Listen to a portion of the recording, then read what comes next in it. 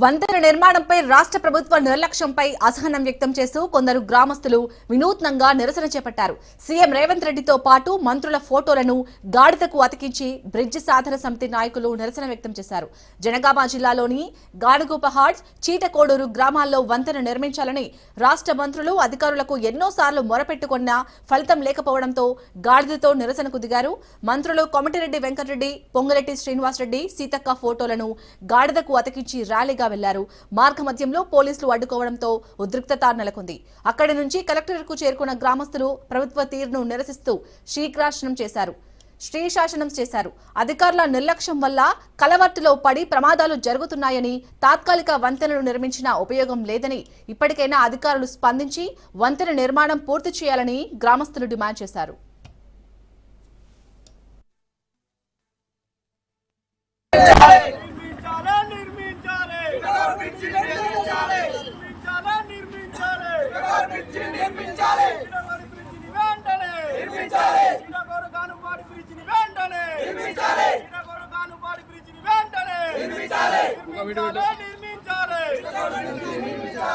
అధికారులు వెంటనే స్పందించాలి. అధికారులు వెంటనే స్పందించాలి.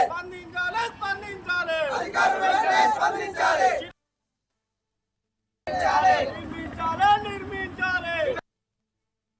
జనగాం జిల్లా ప్రజలము కలెక్టరేట్ ముట్టడికి వచ్చినాం.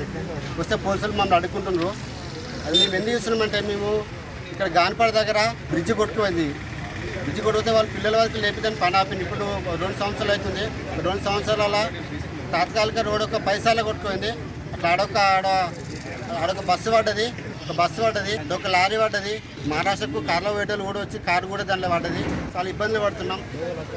అందుకే ఈ గవర్నమెంట్ వెంటనే ఈ అసంపూర్తిగా ఉన్న గాన్పాడ బ్రిడ్జిని పూర్తి చేయాలని. దాంట్లో చిరికోట దగ్గర కలవడ మొత్తం కొట్టుకుపోయింది. ఆడ మడ స్కూల్ పోవడానికి ఆడ చాలా ఇబ్బంది ఉంది ప్రజలకు, స్కూళ్ళు పోయి విద్యార్థులకు. ఈ ప్రభుత్వం నీ మీద చర్య తీసుకుని నేను భయపడటం అయితే, ఒకవేళ భయపడే ఉద్దేశం ఉంటే నువ్వు వెంటనే పదవికి రాజీనామా చేయి. అట్లీస్ట్ మీరు రాజీనామా చేసినా కానీ ఇక్కడ ఈ జనగాం అభివృద్ధి అయితే, ఎందుకంటే స్టేషన్ కానీ ఇప్పుడు 1000 కోట్ల నిధులు వస్తున్నాయి. ఇక్కడ పాలకొత్తి కూడా నిధులు వస్తున్నాయి. జనగాం మొత్తం ఇప్పుడు ఆగమైపోయింది.